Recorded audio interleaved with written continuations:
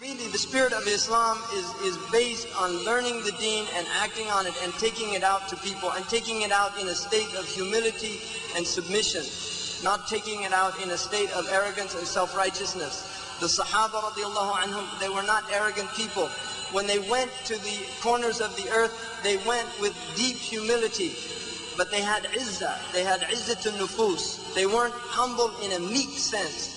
No, they were like lions. But they were humble in the sense that they recognized that the rest of the world was in the state they were in because they had not been given Islam, and they had been given Islam, and Islam is a blessing.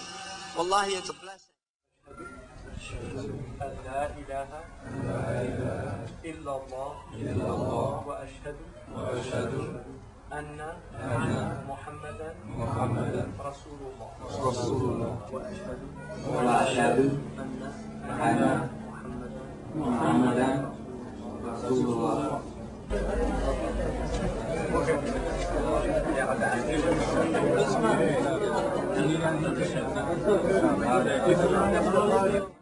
We live in the South Valley and we come up here every Sunday basically to be with family. That's what it is, like a Zaytuna, like a family spirit. The openness, the warmth is wonderful, and the knowledge, the sacred knowledge is so important that we cannot even count the benefits. And just to receive the sacred knowledge, not only just from Shikamza, but from other brothers and sisters. So it's a good learning process, but what we also see, this is a good outreach for non-Muslims to come and see what Islam truly is. It's not a cultural thing, and it's not what you see on the news. Right. So it's an invitation for you to see what's available and for you to learn and make a judgment for yourself. Your name is, sister? Amy Jackson. Amy Jackson. And what brought you to Zaytuna Institute on this beautiful morning? On this particular beautiful morning was to see my Shahada. Okay. I've been here twice before. I saw Sheikh Jacobi speak once, and I saw Hamza Yusuf last weekend, or the weekend before, I guess.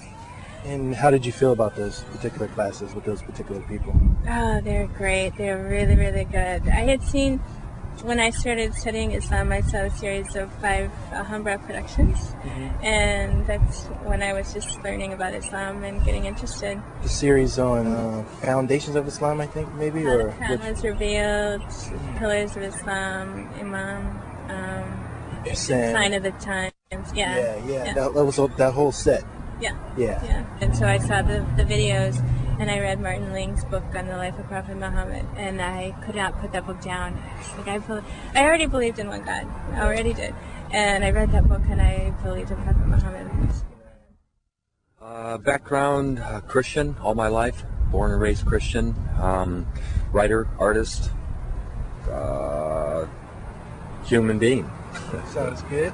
And how long have you been coming to Zaytuna? This is my second time.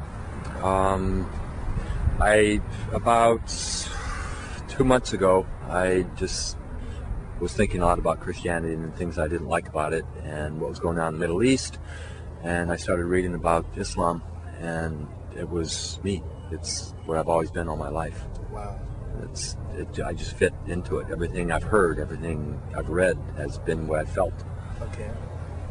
And how did you come in contact with Zaytuna in particular?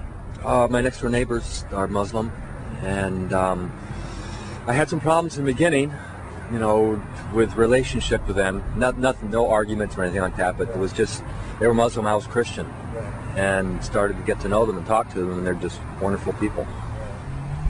They told you about this place? Yes, they told me about it, and they brought me here last week, give my Shahada. Then can you describe just how you feel being here? Is there anything that you could say has been like a tangible benefit that makes you want to come back, or is? Yeah, there's a brotherhood, there's a unity and a harmony, and I didn't feel that in Christian churches when I went to Christian churches.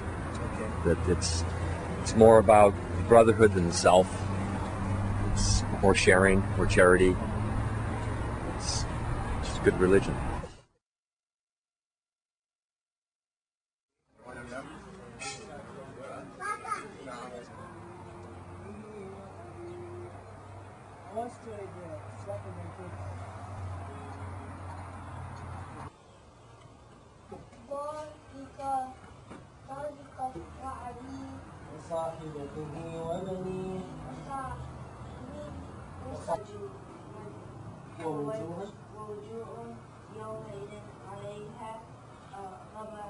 تبت يدا أبي لهب وتب ما أغنى عنه ماله وما كسب.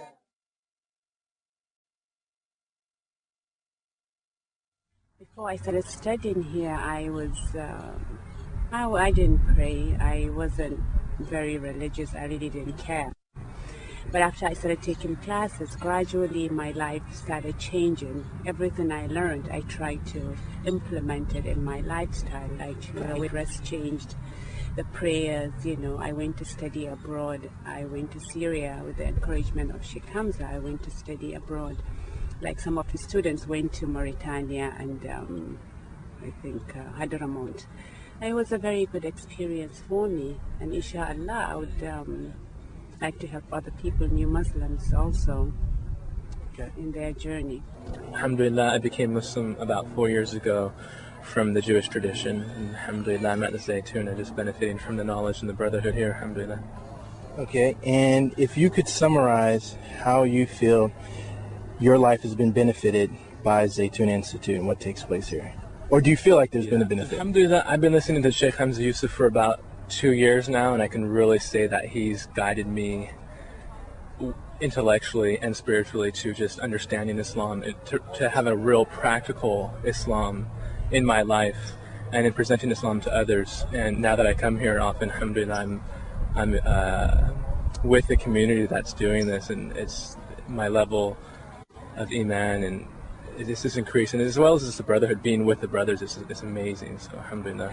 Whenever I come to Zaytuna, the people here, the classes I take, there's something. I was talking to a sister just a few minutes ago that I always go home with something that I can implement. Like the class today, what Imam Hamza talked about. I could always, take something home. And some of the sisters, I have a halakha in San Francisco that I go to, they always call me, so what did you learn today from Zaytuna? Right. And I'm so glad. So they can't come because they don't drive and they have other things to do. But alhamdulillah, I'm sharing what I get from here, right. And subhanallah, sometimes I come here, I'm tired or I'm sad. I go home, wow, subhanallah. I mean, it's just, we're just here, we're visitors here. Why am I so worked up about nothing? It doesn't matter, It's all about our ibadah, our interactions with people, subhanallah, alhamdulillah. I'm constantly reminded of, it's not the dunya, it's the hereafter. This is just nothing, subhanallah. Yeah, the atmosphere here is very heartwarming. I can honestly say I've never been to a place with better brothers, just that brotherhood is here. You can see it. It's not when you read about brotherhood in Islam, you take this book and it's like, okay, this is really nice. When you come to the Zaytuna, you see the brotherhood, you feel the brotherhood, you are the brotherhood, and you're with the brothers, alhamdulillah. And the same for the sisters as well when they come here, alhamdulillah. It's just a beautiful environment, plus being around all these scholars and just the nur from them. Just the vibe that you get from here is like no other. I mean, beautiful. I don't know how else to put that, but it's just being here. It's just being here just does it for me.